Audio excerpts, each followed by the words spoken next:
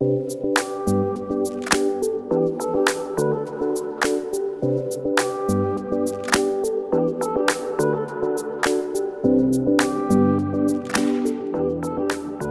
I'm lucky enough to be here today with Andrew Fairbairn, who is a USC alumni and graduated with his degree in marketing back in 2001.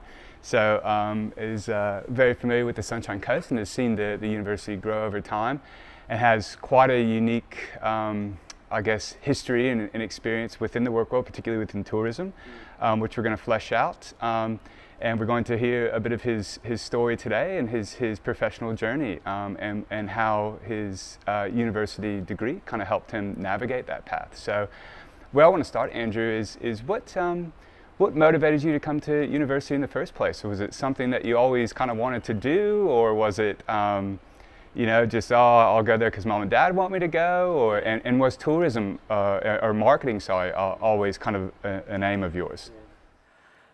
It's actually a story. I born and raised in Noosa. My family have been in tourism a very long time, running caravan parks in Noosa Heads, developing property on Hastings Street. I'm one of those iconic Sunshine Coast boys that ran around as a kid on the beach, in the middle of what we now call that iconic tourism. Before it got too busy. Yeah, before it got too busy. So I studied locally, went through state school, high school, and the funny story actually, I wanted to become a baker. Why? Yeah, it's a really funny story. So I was working at the Beach Bakery on Hastings Street as a donut boy. So every Sunday morning I would flip donuts, and about 6 months into my job, the owner said, "Andrew, you have a great work ethic. We would love to offer you an apprenticeship as soon as you finish grade 10. Now the story goes, I came home really excited, wanting to give up school and earn money, and have that independence of what work has. You get money each week, you can go do your own things. Especially when you're young and you're getting money every week, it's fantastic. Yeah, and I convinced my parents. So I think secretly they were all meeting behind the scenes saying this is not a good idea. But I had 6 months basically with the idea that I'd become a baker. Subsequently, my dad brought me to the first ever open day here at the Sunshine Coast University.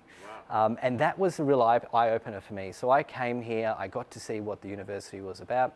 My dad is a business consultant, he's been in business all his life. We've always interacted at a level of business, but I never thought of myself in business, never thought of myself in someone who would study to ultimately get involved in the industry. Why?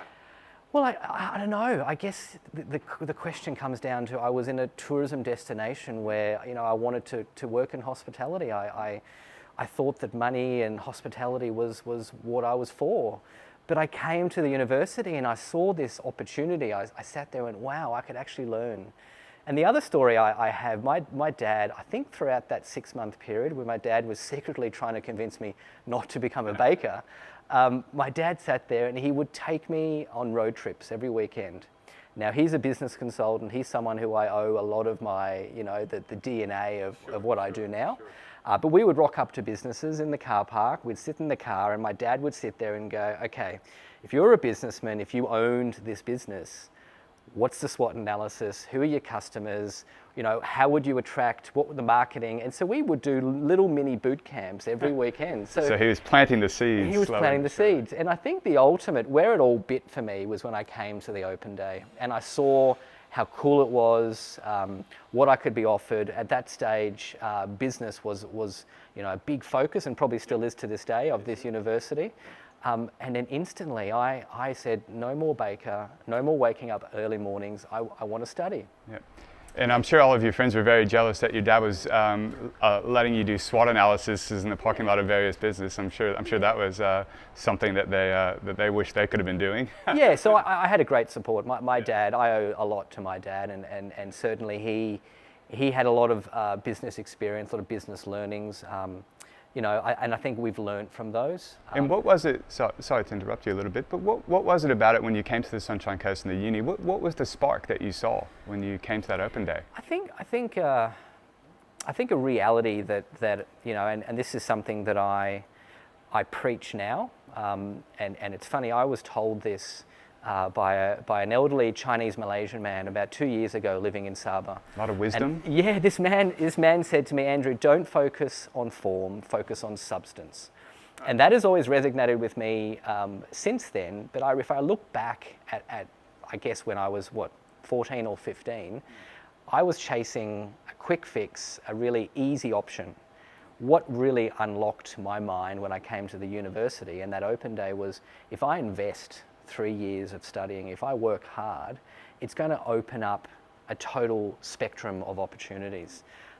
Now the baker, who I then had to tell the following Monday that I didn't want the apprenticeship, was actually really upset. But that's another story. And I think my parents were really excited, and that was the start. So that was probably mid-year. I then spent the next 2.5 years working really hard at school to making sure I could get in. And my dad always told me, Andrew, with university, you want to do everything possible to pass. Yeah. And I remember working so hard. I used to live here at the village, yep. On campus. You'd think it's only 30 minutes away. Why didn't I commute every day? I wanted to immerse myself in that environment. The spark I had at that open day, I wanted to live it. The independence as well too. I used to walk through the kangaroos from the village through to the university. How often do people say they could walk to uni, right. With nature right around you? And that's a huge selling point of this university. It is. It's pretty rare, yeah, and it is a great selling point for domestics and international students. So, and when you got into your degree, so you chose marketing. Why marketing? Yeah, that's a really interesting. I remember. Obviously how it was structured, it allowed me flexibility. So I took the commitment to choose marketing, but I guess what university gives you is it gives you almost that buffer. You do core subjects. So I was doing all the business core subjects. I made the commitment to do marketing. I sat there and I thought, that's really exciting. I was really interested in, as my little field trips with my dad, how do you attract customers? How do you keep customers? What is it that make big brands big? And where in particular has Sunshine Coast businesses failed? And that's a connection that I now see. You really need to engage your customer. So I think why I chose it, I just had a real interest in what is it that marketing gives? And look, fast forward 20 years, marketing is vitally important to the industry. I agree. I'm a little bit biased because I teach in marketing, but I totally agree with you. I think it's a linchpin type business discipline. Really, every business needs it. So the little seeds that your dad planted, that's what piqued your interest in marketing. And as you were working through that marketing degree, what did you reflecting back? What were you sort of picking up that you can now see that you might be using in present day a little bit? What are some of the initial skills and things that you picked up? I think the one funny story I have. So I finished university. I took my 3 years. I remember coming down from 4 Red Bulls a day and lots of coffee and that final pressure of the final exams. Right. And 3 weeks after I graduated, I moved to Brisbane, and like I'm sure many of the students today, university gives you this immense amount of confidence. I moved to Brisbane thinking I was the next marketing manager of Coke. I sat there and I applied for hundreds of jobs, and I just wasn't getting it. And how did you go about your application process? What were you doing? Just standard? Yes, I was actually printing and properly posting letters.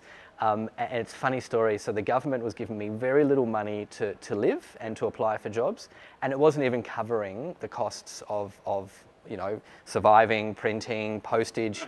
And I was applying for all these jobs. About 3 weeks later, I came to the reality I just wasn't. I needed experience, and that's something that, I think. My I won't say ego, but the fast reality of reality check. You are one of 1,000 people who have graduated that year. So my dad organised work experience with Tourism Noosa, and at that stage, Tourism Noosa was a very small incorporated company, but they had big plans, and the general manager got me on board for originally 1 month work experience, and then it was extended to 6 months. So I worked for 6 months in the most fast, dynamic tourism marketing. I combined my tourism minor with my marketing major. I couldn't think of a better opportunity now, but I spent the first 12 months of my life basically learning, or my career learning what it needed to be to perform in that marketing world. Yeah, and that's really interesting. So that those 3 weeks in Brisbane were quite sort of life-changing for you in a way, and a bit of reality check for you, and that sort of steered you back here to say, okay, recalibrate things and kind of maybe slapped your ego down a little bit, and then you came back here. You're lucky enough to get into the work experience with NUSA, and what were you thinking and feeling in those first 6 to 12 months? So you've had this university degree, you've come out with a bit of confidence, you think you've got some skills and that sort of stuff. What sort of skills were useful from your degree, and what else did you learn along the way in those first 6 to 12 months? It's all coming back to me. I actually, in my final, I want to say thesis, or my final study, third year, I did a consumer behaviour, essentially a business case report on the feasibility of importing four-wheel drive Kubota tractors. That's so random. So I did, and I don't know, we had, and this is another skill of the university, we had real life examples. So we had a Caloundra car salesman that had an idea of importing from Japan used four-wheel drive tractors. I made 300 phone calls. I basically, over a period of 6 months, had come up with the science, the research, the business case, and it was this thick. And the first feeling and the first thoughts that I go through, what did I do for the first 12 months? I had that at my desk. So you brought your final assignment. I had it at my desk where I was working. At Tourism News. True story. And I sat there, and it was almost this positive reinforcement of, Andrew, you've done this. You can do it, and look what you have done, and look at the score that you got. Would you give that advice to students? Would you say take your lasso or you know, an assignment that you can hang your hat on and keep that with you? You can actually draw a lot from that. Yeah. I still have it. It's probably in a box somewhere in the garage. I thought you were going to say it was framed. No. It's a really good idea. I think sometimes, I'm not saying that I was any different, but that reality check of going away to come back to essentially find your niche. Yep. You know, another thing that something that's very important to me, I'm a bit of a customer service. You know, I've come through 5-star hotels. You never get a second chance of a first impression. Now that speaks across all things, but again, I got the best first impression for my industry through this university. Now, if I was facing bad days, if I had challenges along the way, that reminder that I've been through and if we talk about that focus on substance, not on form, I had that substance, and that was that reminder for me. It was tangible. If I read it now, I'd probably change it 500 times, but it was this good start, and it gave me, particularly in Tourism Noosa, it gave me this grounding. Now, we went through so much change. We went from a small incorporated tourism body to a limited company, where we essentially went from spending hundreds of thousands of dollars to millions of dollars. In that initial period when you were there? In the 2.5 years, almost 3 years I was there, we went from very small scale to ultimately a very large local tourism organisation. So, you know, what's proud, I've now come back from overseas. Tourism Noosa is performing very, very well, but I'm now working at Visit Sunshine Coast, which for me is you know, from the marketing executive at Tourism Noosa with his book next to his desk, to now coming back writing reports of the same standard for Visit Sunshine Coast, for the whole Sunshine Coast, that's really quite exciting. So those foundational things from uni, they're still there, and again, still drawing on them. It's the substance, and I think the skills and knowledge gives confidence.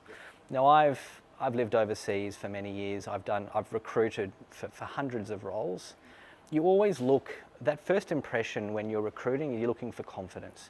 You don't want to be too confident.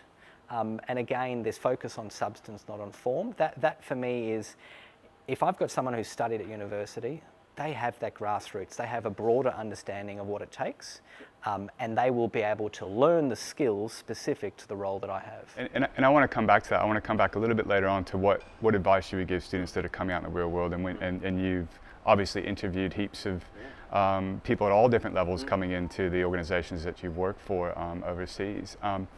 But just shifting just back to those 6 to 12 months, how was your head? Was your head spinning with everything that was going on there? And what do you think you learned most in that initial 6 to 12 month period when you were at News Tourism? Yeah, I learned a lot. I had a great mentor. I had a great mentor in my father. I had a great mentor in my first ever boss. What I learnt was you have to apply, you've got to provide solutions. Let's face it, the workforce is full of problems.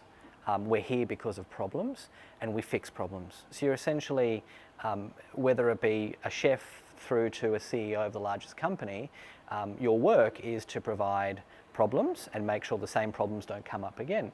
My first 6 months was all about understanding who we are, where we want to head, and really overcoming challenges along the way. How did you do that? Resources. You've got to, this is another thing the university teaches you so well.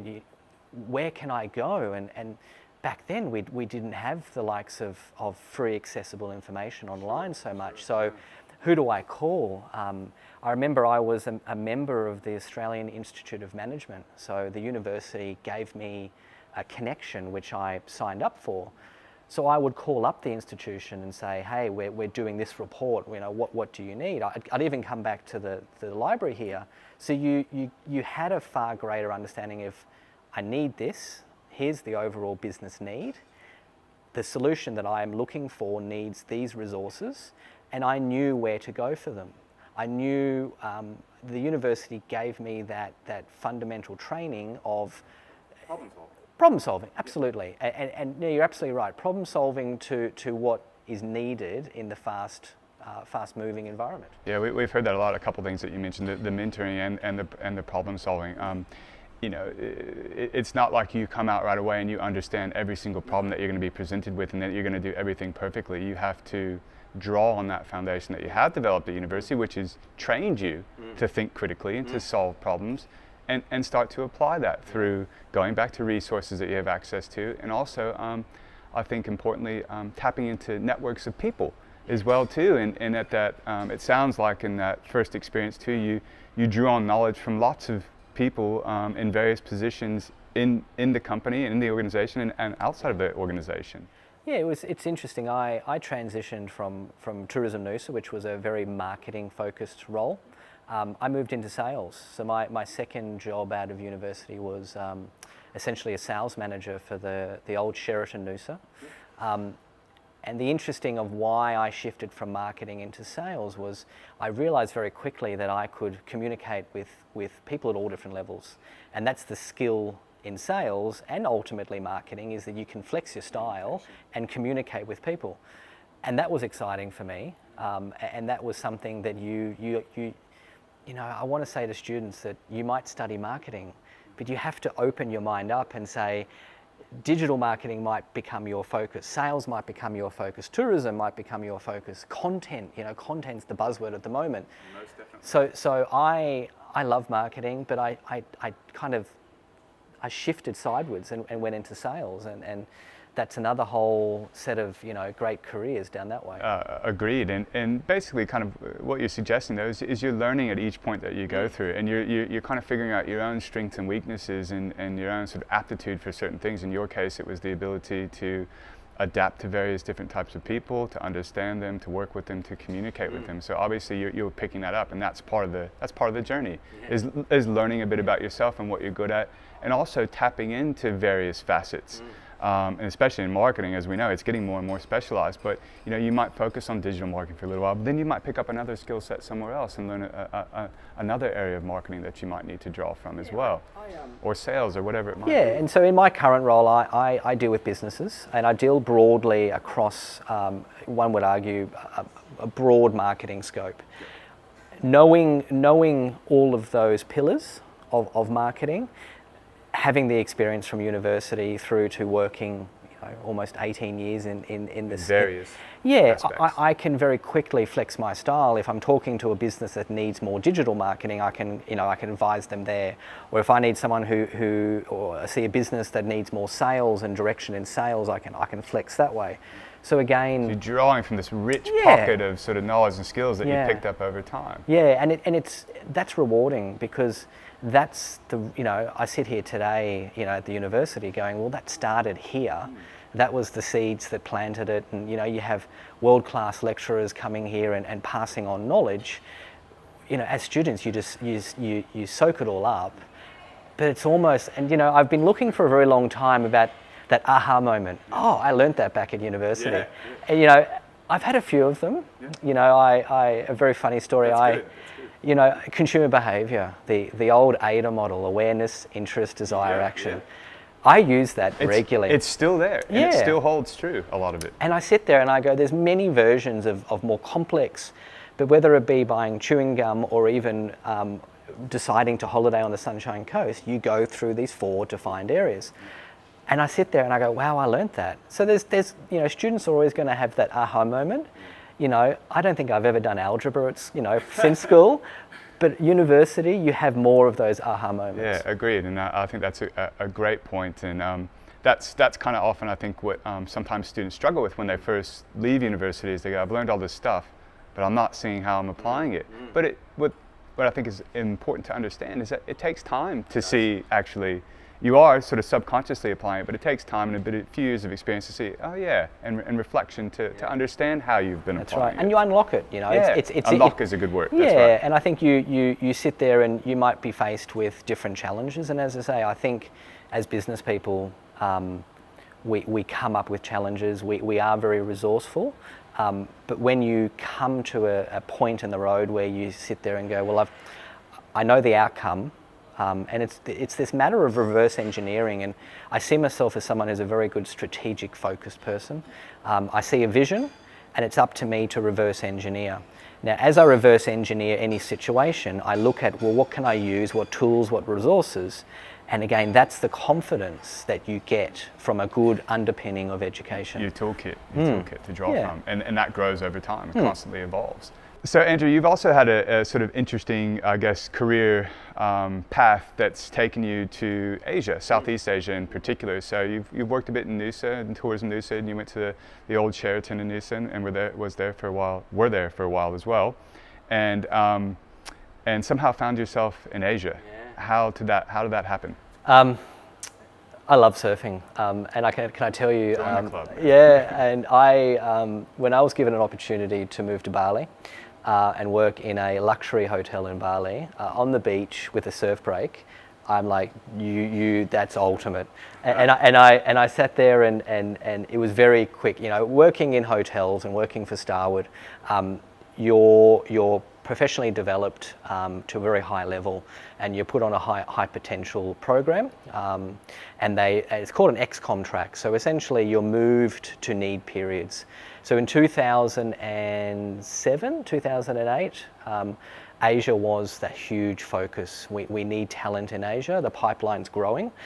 So you're right. I was given a great opportunity to move to Asia. It was a challenge, and you know, I was very fortunate because I went from Noosa to Fiji, and I worked in Fiji, and I dealt with the local, you know, the workforce, the cultures, the small ways of doing business. So my jump to Asia wasn't so much of a big jump, because doing business in Asia is radically different to doing business here in Australia. And that's what I want to touch on a bit, is what are the skill sets? What's involved with that? Yeah. Can you unpack that just a little bit? Yeah. Face. I want to say face. Yes, so that's the correct term. It is, and face is something that, as a foreigner and an expat working overseas, you need to very quickly understand. Everything means things. Handing business cards with 2 hands is a very, very important small thing. Using names, the importance of names, getting from behind the counter to the front of counter, having relationships that don't just happen. Hi mate, how are you? Yeah. You know, Mr. Chan, can I take you out to dinner? Mr. Chan, can we have a tea ceremony? Mr. Chan, you might spend 3 or 4 building relationship with Mr. Chan before he actually will start doing business with you. Now, they're the skills that you learn very quickly, but I now have that skill, and I've got that knowledge, and that's what I'm very passionate about back here on the coast is, you know, we're about to, in 2 years' time, have a new international runway. So we're going to have a gateway from Singapore and Hong Kong to all of Asia coming to the Sunshine Coast. So how can I prepare businesses on the Sunshine Coast essentially become Asia ready. So that was really exciting, and you know, moving to Bali, surfing on my beach right there was awesome, but it was the one of many places I worked overseas. So it's interesting. There's definitely again an evolving sort of skill set and toolbox, toolkit that you're building here, and the understanding of the intercultural sort of communication, intercultural understanding has obviously served you very well, and so you're able to take the skills and knowledge that you've developed over time through your jobs, through uni, and then apply them in those settings by understanding how their culture works, so that you can apply your knowledge and skills effectively. You know, just thinking back now, one of the biggest skills you have to learn when you work in Asia, it's us, not me. Yeah, and you really have to, you know, in Australia we all work hard, but we might work individually. When you work in Asia, you have a team, and that team is vitally important. So bringing that team along for the journey in any project was really important. That's a really good point. And with teamwork in general, again, another one of these sort of soft skills that are talked about a lot. So vitally important in Australia and any organization you work in, but would you say even more important in the Asian setting? For sure. You know, I think the analogy of you know, the chain of working as a team, you know, everyone understands their roles, everyone brings their skills, everyone knows what the end game is. And as a leader in an Asian business environment, you have to be on your A game, and you have to understand the small things that all piece to the overall puzzle. You know, and they're the skills that you had to learn very quickly, you know. Was it hard for you to make that adjustment? You know, did you, do you have any sort of examples of blunders that you might have made in the beginning that? Oh, I've got many examples. Look, some of the mistakes you make in Asia, you know, handing out business cards with two hands, that was quite easy. That's a really simple example. Quick, yeah. But, you know, the funny thing, I was in sales, right? Yeah. So I was director of sales and marketing for big resorts, big hotels. I would go out and have the best meeting. I think the deal was closed. It was $1 million worth of business, and it was closed because the meeting went well. But then a week later, you didn't get a phone call. The week after that, you didn't get a phone call. But then you started to realize, hang on, that meeting was one of many. They're not, the face value is they want to show good face, but then you have to learn the skills of making people very comfortable very quickly. The trust. Correct, so that they can say to you, well, I don't like this, I need this, can you be more flexible in this? That's the funny little stories where you... So the time you invest in the relationship over there unlocks your ability to communicate with them more effectively, really. Listening. Yeah. Very important. Asking high-gain questions. I think one of my favorite quotes with listening is, we have 2 ears and 1 mouth. Use them in that proportion. I was a 26, 27-year-old Australian who was full of confidence, put into an environment where I had to stop using that one, start using these, and it really is, you learn very quickly, hang on, your ears are actually the most important sense that you have. And I just want to touch on challenges and that sort of thing a bit more. Obviously you're a very confident person, and you've had a lot of success with your career. What are some of the setbacks you've had, and how did you deal with those? Yeah, I think setbacks, oh wow, I think setbacks, you have failures along the way. I embrace failures. I think you have to learn from your mistakes.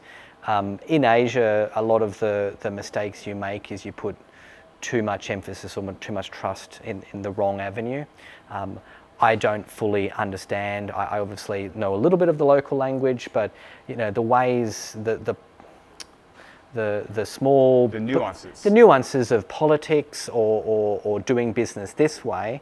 I had many mistakes. I had many, you know, things that cost the business, cost my business and my employer, but you learn from them. And that's the thing, if you open yourself up, if you dwell on your mistakes, you know, another thing that I preach, if you can make 10 decisions, don't worry if 5 of them are right and 5 of them are wrong. Focus on the 5 that are right and continue to make right decisions. But you've got to make the 10 decisions in the first place.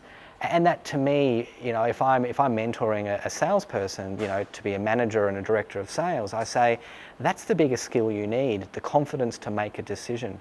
Don't worry about the 5 wrong mistakes. Learn from the 5 right mistakes. Tweak your style from what you learn, what you've done wrong, but just make 6, 7 mistakes. And by the end of it, you'll be making 10 decisions that you stand by. And I'm glad you sort of gave that example, because I was going to ask you, how do you deal with that, and is it okay? In your experience with people that you've sort of mentored, or that you've been mentored by, were they okay with these mistakes, as long as you were willing to demonstrate a capacity to move on and to progress from them? Yeah, face. Like any Asian person, they don't want to admit they've made a mistake. So there's a hesitancy to make a decision because it may not be the right decision. Here in Australia, I've got no problems telling people to make 10 decisions. They'll make 10 decisions, but you've got to reinforce, well, what are the 5 right and why are they right? In Asia, you really have to encourage people. So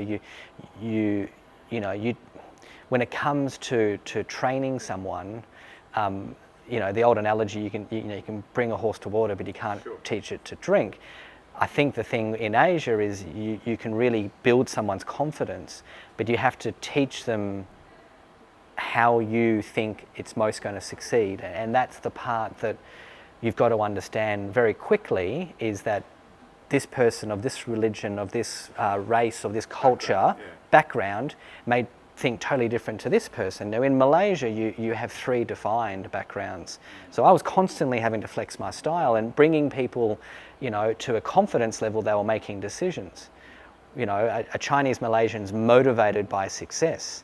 A traditional Malaysian is motivated by just progressing their family, being seen as a success. So you're having to calm one down and build one up. Again, going back to basic sort of marketing motivations and management type motivations as well. And that's the evolution as a leader. You've got to look at what, unlock these little secrets in people, show them that they're improving and they're succeeding, so they ultimately, and I've been quite successful. So everybody wins, everybody benefits from that. I still stay in contact with staff along the way that have now become Director of Sales and Marketing. So they've reached, they've climbed the corporate ladder. So that's really rewarding, that I left Bali, I moved to Malaysia, and someone who I trained took my role. And that's probably more satisfying. It's fulfilling, yeah. Very fulfilling. Yeah.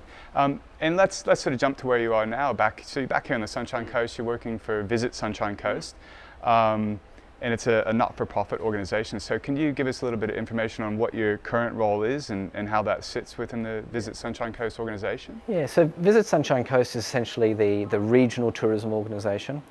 We look after a region that goes from Rainbow Beach right down to Glasshouse Mountains. We cover 3 local government areas, being Gympie Council, Sunshine Coast Council and Noosa Council. There's about 5,500 tourism businesses, and you imagine how big the tourism is this area. We are a marketing organisation, but I'm quite fortunate. My role and I guess my passion point within Visit Sunshine Coast is the industry side. So I head up the industry. A big part of that is membership. We have 600 strong members within Visit Sunshine Coast, so they're the businesses. I deal with industry development, so we run workshops. I deal with all the chambers of commerce. So you're probably seeing a theme here. It's all about dealing with people, understanding people's needs. Excellent, yeah. But in a different sort of way. I mean, with sales, it's much more maybe kind of individual and focused on sole consumers or a sole client perhaps. In this case, it's more I guess the B2B context and focusing on the people within a larger organization. I see the evolution. I've gone from marketing, I've gone to sales. I'm now in, I guess, an industry role, and I see that as being a really fulfilling role, because you have to fundamentally understand both fields and have a broad understanding. I've specialised in all of them. I've now reached a stage where I can help businesses unlock their specialties, and that's what's great. I work with chambers of commerce. I work with counsellors. I work with a variety of people with a variety of different backgrounds, variety of different organisations. Yeah, and I guess the great thing is I'm a communication piece, so I'm the platform to communicate both ways, a conduit for both ways of communication within the organisation. That's really interesting. And in your sort of current role, in touching on your background in marketing, sales, tourism, how have you seen that those industries change? And what's been the biggest change in those industries throughout your experience to where you are now in your role? And maybe marketing in particular, just because I'm a little biased. Yeah, no, I get that. Look, I think the fast-paced, the internet, it's just changed everything. We work with Tourism Events Queensland. So just to give you, Tourism Events Queensland have introduced a program called Best of Queensland. TEQ promote the best address in the world. So Queensland is promoted as the best address in the world. We want to have the best industry. So you can't promote the best without having the best industry. So they've taken 2,500 businesses and they've essentially audited them. Now, there's 6 pillars to their audit. 5 of them are all digital focused, okay? Digital is the part that the businesses, first half of the businesses are really adopting and really keeping up with, but there still is another half of the Sunshine Coast that are falling behind with digital. So look, I truly believe that the digital space is the biggest change, but I also want to say this connection to the customer.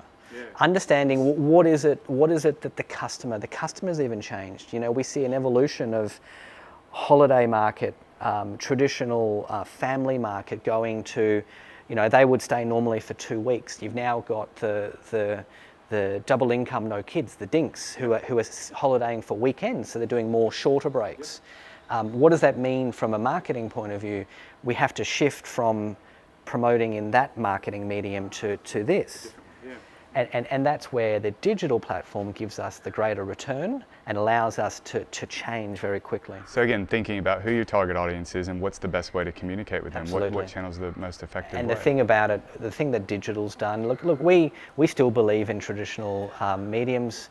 Well, that was another one of my questions, is digital the end all be all? I mean, I think a lot of people get maybe over obsessed with it and don't fully understand that you still have to use it with meaning, you still have to use it with purpose, and it still can fit in with more traditional communication elements. You know, if we talk about the AIDA model and my lovely AIDA model, awareness and interest is traditional. People read newspapers. As much as people say that they're going out, I still read a newspaper every day. People drive past billboards. People buy magazines that are relevant to what they believe in. These platforms, people watch TV. We just finished a $200,000 campaign over the last 5 months to visit Sunshine Coast. A majority of our funding went to TV, went to magazines, went to newspaper. Yes, we spent money in digital, but you still have to create awareness and generate interest from that traditional. At the moment, the Commonwealth Games. The process. Yeah, the Commonwealth Games. We have a campaign called Escape to the Sunshine Coast. Now we've taken out one of the biggest billboards, digital billboards in the Southern Hemisphere. It's in Cavill Avenue. It's 60 square metres. So if you were there today, you would see a big advertisement for Escape to the Sunshine Coast. Now that is, albeit a digital billboard, It's still a traditional, people walk past it, people see it. So I really do think that traditional marketing, traditional channels, albeit you have to be a bit more dynamic, complements that digital world, which gives us that final purchase decision. When people want to take action, they can very quickly go online and make. And do you make it pleasurable and easy and convenient for them to do it through that medium? No, that's really interesting here, and I think great advice for our students, business students, but marketing students in particular. And in your role, what's the most challenging part? What's the most challenging part of your current role?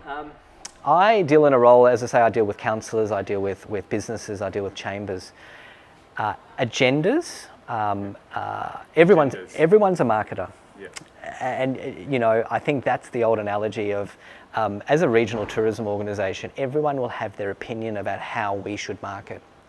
My role is to really listen, take that information, sympathise, empathise, bring people along the journey, take it back to the world that we live in.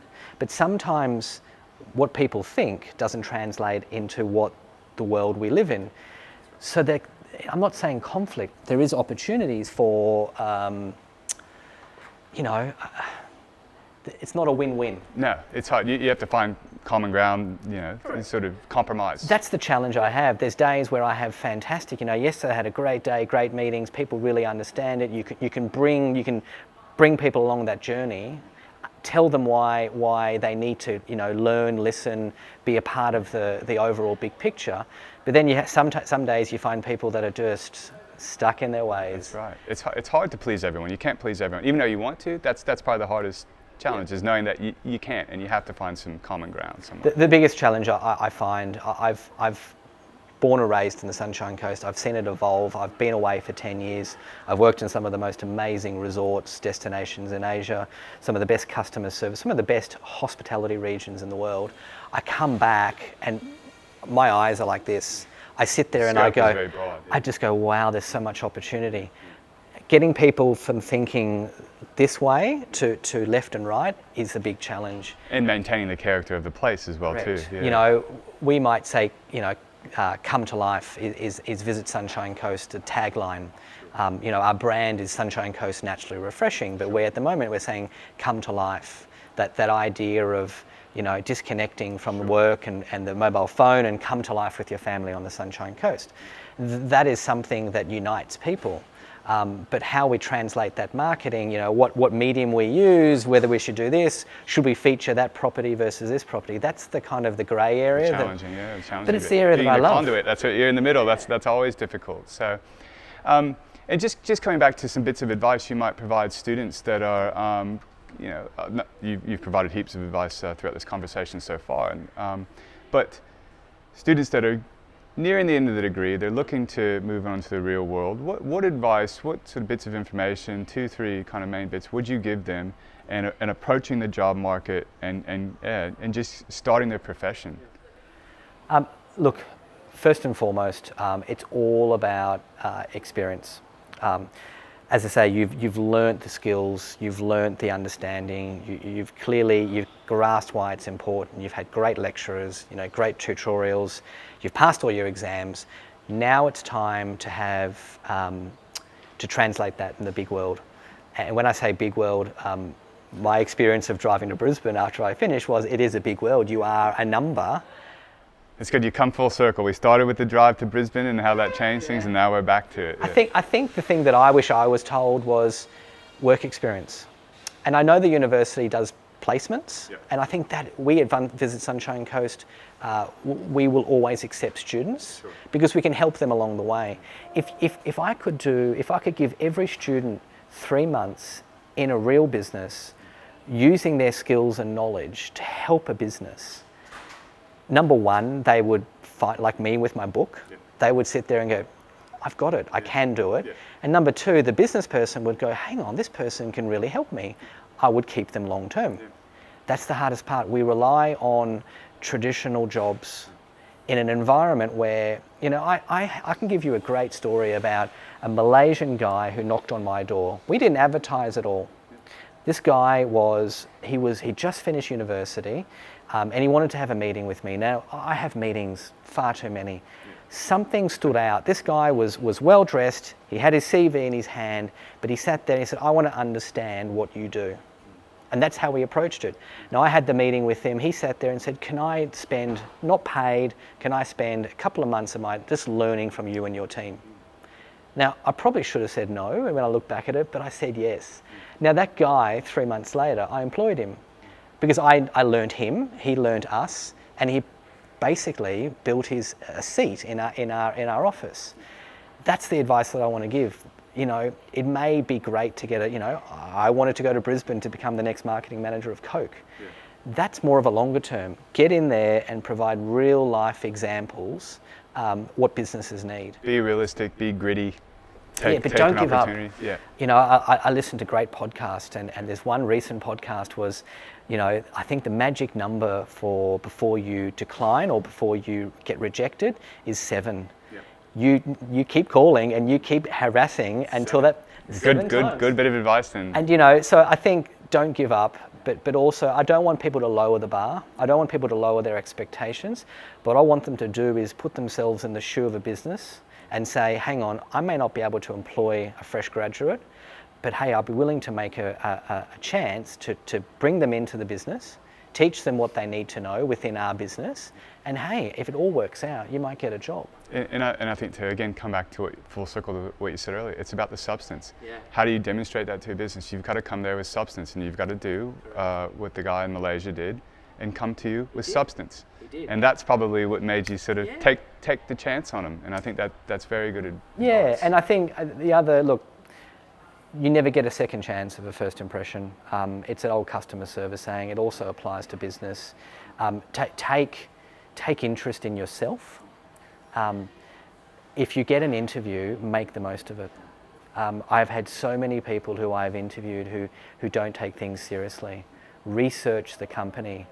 So initiative, proactiveness. You've got to be proactive, and you've got to also provide. I recently employed somebody who we had 100 applicants. We shortlisted to 10. We shortlisted to 5. Now, one of these people came to the interview and totally shocked me because they'd actually come with a business case to what they thought I needed in the business. And I wasn't thinking about that. I always wanted to employ someone. But this person came and said, hey, this is what I've learned. This is what I've done. This is what actually would work really well within Visit Sunshine Coast. And I went, hang on, I'm doing the interviewing. But that person, we employed him. It's about going the extra step, really. Yeah, so for a student to sit there and go, hey, I know your business. I think it's great. This is what I could do. Awesome. Sure. That's, again, very fantastic advice. Final question.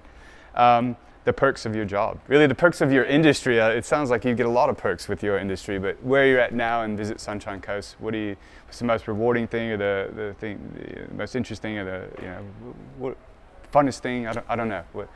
What sticks out in your mind is? I deal with, from Australia Zoo. Let's face it, it's the biggest attraction on the coast.